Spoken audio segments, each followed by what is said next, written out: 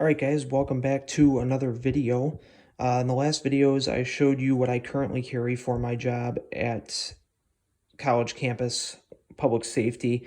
My former job was working hospital security. I did that for about 5 years at a couple of hospitals in large city, urban area environments and things like that. And this is the belt that I carried for there. Now, the reason I still have this is because all of this gear was mine at the time. When I first started there, the equipment that they gave us was very, very subpar. It was not good. You got really cheap, insufficient equipment. And because of that, we were able to buy our own if we wanted to, and we could carry our own as long as it was within department regulations. So everything here on the table and everything that I carried my entire time that I was there is actually mine. The only thing that wasn't mine is the uniform shirt. Other than that, everything else I purchased myself and carried myself. And as time went on, we did get better gear and things, but the gear that they selected was actually the Aki mold, just like a lot of the stuff is here, not all of it, but how like a lot of it is. So I just was able to just carry over what I was already using anyway. So with this belt, it is a little bit different than my current setup because we didn't have tasers at that department. So supplemented a little bit, or there's a little bit of change, but it's more or less the same. The belt itself is a Bianchi AccuMold 2 1/4 inch duty belt with a tri-release buckle on it. The first thing here, where I have my taser cartridge holder now, is actually a glove pouch, a square pager style glove pouch with the gloves still rolled up like I showed you in the other video. And this is where I started learning how to do this rolled up gloves, because you can actually fit 8 pairs of gloves in this pouch. And even though you're in a hospital and there's gloves on every corner of every room, they're still never quite where you need them, and you could burn through about half this pouch in a shift, and that's including grabbing gloves off the wall whenever you needed them. So this first clip here is for the old suspenders that I used to carry, which I'll show you in a little bit. The space here would be for a belt keeper, but the current belt keepers that I use for my suspenders at my current job were the belt keepers that I used for this belt, so they're not here. The baton is different. This is a Peacekeeper rapid containment baton, and this is a phenomenal baton. If you are working, especially in an unarmed capacity, and you have to carry a baton, or all you have is, like, let's say Baton and OC, I would really suggest looking into one of these. You can look them up online on Peacekeeper's website, and you do have to have a law enforcement address to ship them to, unfortunately. Fortunately, I have a friend of mine who's a cop who was nice enough to purchase it for me, but very good baton. It's very heavy. It's a lot larger than standard batons, and it works way better than the ASP. And I don't carry it at my current job because, well, number one, I'm not allowed to, and second off, I have the taser now, so I at least have 3 intermediate options instead of just 2. And this was one of those things, I never used it in my 5 years there, but if I needed it to work.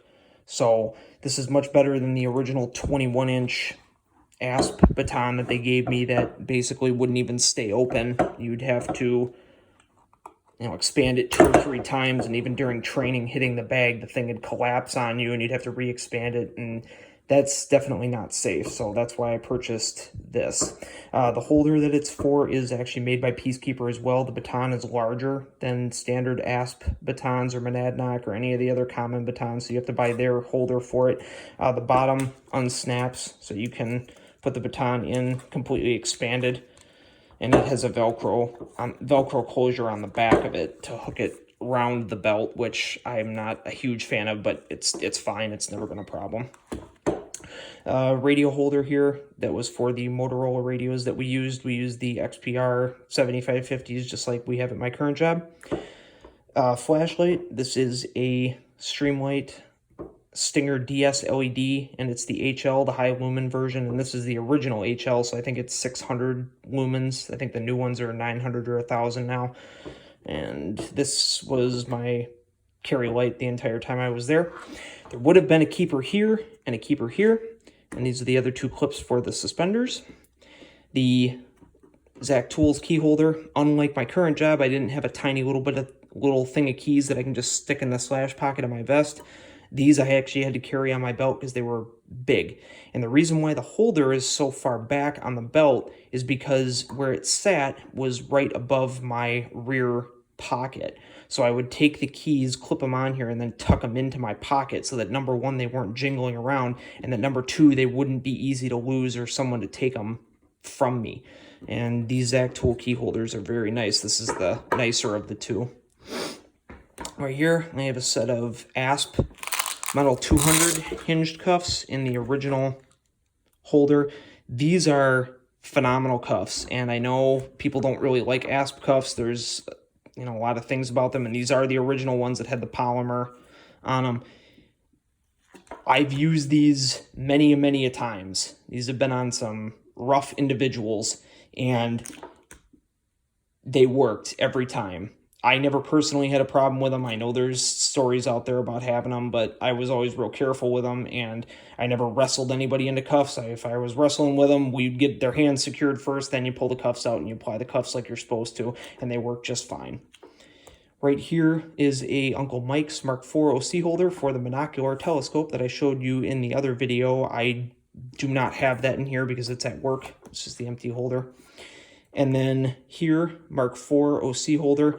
I don't have the OC in there either. That was issued, so I had to give that back. This is just an inert training unit, but we use the Defense Technology is the 1.3%, the red band, the hottest stuff that they make, and that stuff worked. I did not use the Baton, but I did use the OC, and that stuff it's rough, but it works. And if you deploy it effectively and use it smartly, just like the ASP cuffs, it will work every time. You just have to be conscious of what you're doing.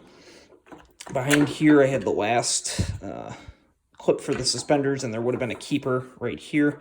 And then the front, I have a set of Smith & Wesson Model 100 chained cuffs that are similar to, actually they're the same as the ones that I carry now. These are just my personal ones. The reason I'm not taking some of this stuff out is because I have my name engraved on all of this gear, including both sets of cuffs, my flashlight, the baton, all that stuff. It's all on there. So that's the belt. The vest carrier here is the same vest carrier that I use in my current job. It is the American Body Armor vest carrier. This one, again, is my own. I had to purchase this. Vests were optional for us. They would pay for the vest. They did not pay for the carrier. You had to wear it under your shirt. And there's a couple of us that actually got our supervisor at our particular hospital to allow us to wear these, which was nice because I really am a fan of wearing an external vest carrier versus wearing it under your shirt, especially when you're walking around all day long. There's nothing in this right now. There's no armor. I'm going to show you the armor in a second. And in the vest, again, most of my stuff is it's basically a direct copy of what I carry now, except in here I would carry my phone, which I'm using to film the video right now. I have another one of my little notepads.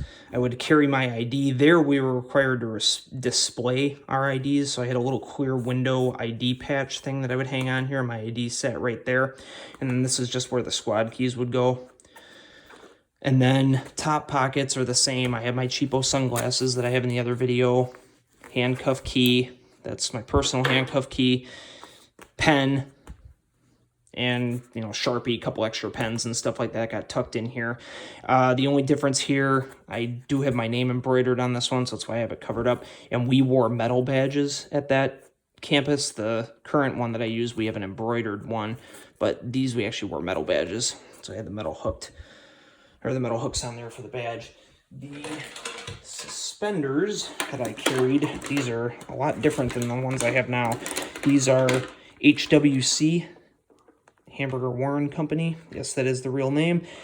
Suspenders that I got for about $30 at one of my law enforcement supply stores. And they were good. They held up. The only problem was the clips on them. If you notice, they all have little zip ties around them. And that's because this is the only one that actually still didn't break. They come so the clips spin, and it's just like a pop socket friction fit. So that way, I guess the idea is if someone ever grabbed the suspenders, or if you wore them on the outside of your shirt, they would grab the suspenders and they would pull off with enough tension. Well, after enough hours of walking around, eventually these things wear out, and I wound up having to super glue the piece in there and zip tie around it so that they wouldn't come apart. And the ones on the front, the one that would sit right here especially, would pop off quite a bit. I had to replace whichever one of these it is several times throughout my time there. They did their job, though. They had 5 years of hard use. And then the vest that I wore is, for most of the time, is a Safe Life Defense. This is the level 3A plus, and I am a huge fan of this vest. Safe Life Defense wasn't around when I first started. I wore the issued vest that we got, which is basically the same one that I have now. It's a level 2 vest, and level 2 vests basically they're kind of useless. They don't really stop much. And I did have the same plate in the center that I carry now, that I bought, that polypropylene plate that I wore inside the vest just for a little extra protection. With this, I didn't have any additional plates in it because this is bulletproof and as well as stab proof. It's an NIJ level 1 stab proofing, and it's also a level 3A, and it's actually better than 3A. There's several videos out there on YouTube of guys testing these vests, and they are absolutely phenomenal, especially the 3A plus. The only disadvantage to this vest is that it is rather heavy. It's thicker, and it's not as pliable as regular soft armor is. And when you first get it, it kind of feels like a piece of plywood until you wear it for a little while, and then it'll conform and be a lot lighter, but it is thicker, so just be aware of that. This is really good priced armor for everybody. I mean, it's really good, and I would absolutely 100% stand up for this company and this vest.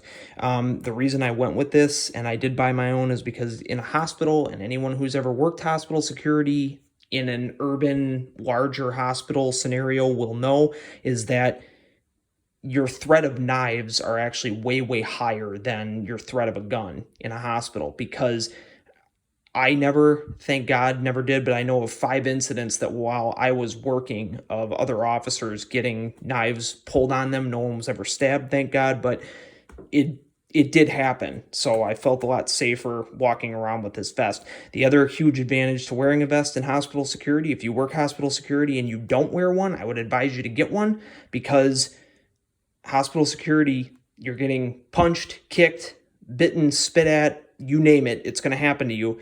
And this is some nice impact protection, especially this vest, because it's very thick.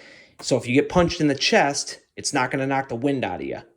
And I can testify to that. This vest has taken a couple of blows, so it's just, in that aspect, it's just worth wearing the vest on top of it, just because it protects your torso, at least from impact, from things being swung at you, or people punching you or kicking you, things like that.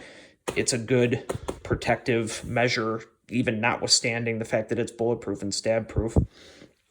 So that is the video for this, guys. The stuff that I carried in my pockets is identical to my other videos, so if you want to see that, you just have to look at my other video that has that stuff included in there. I'm going to do some other videos talking about hospital security and stuff. I really enjoyed my time working hospital security, and there was a lot of I learned a lot during that time, so I'm going to talk about that in some other videos and stuff. But this is the basic gear that I wore. Things changed and things were swapped out over 5 years. This isn't the exact setup that I had the entire time I was there, but for the most part, this is everything that I had, and a few things got switched back and forth, but other than that, it's the same. So thanks a lot, guys, for watching, and we'll see you next time.